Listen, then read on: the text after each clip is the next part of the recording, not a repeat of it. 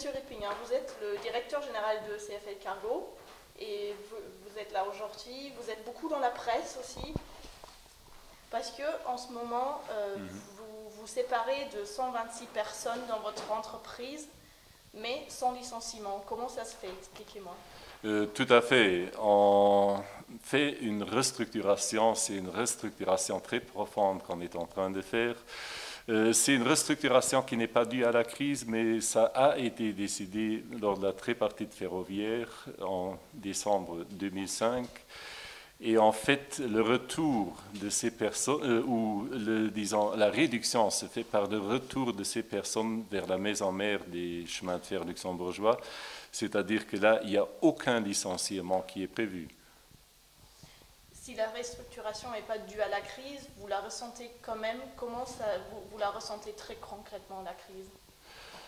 La crise, on la ressent, c'est clair, parce que, disons, notre client principal, c'est ArcelorMittal, et dans ce contexte, bien sûr, nos trafics sont aussi très proportionnels au volume de production de ArcelorMittal, c'est-à-dire on l'a subi pour l'instant, mais heureusement, il y a des légers signes de reprise, c'est-à-dire qu'on peut dire qu'il y a un léger optimisme que ça va s'améliorer dans le futur.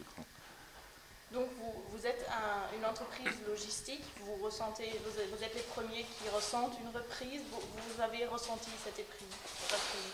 Timidement, on la ressent. Le seul problème, c'est qu'on la ressent depuis, disons, 1 ou 2 mois, mais disons, on n'est pas encore tout à fait sûr si, disons, cette reprise, elle perdure. C'est-à-dire il faut attendre encore quelques mois pour vraiment confirmer qu'il y a une vraie reprise.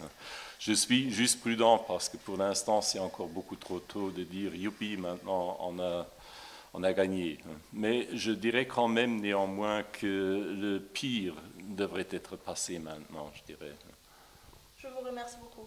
Merci aussi.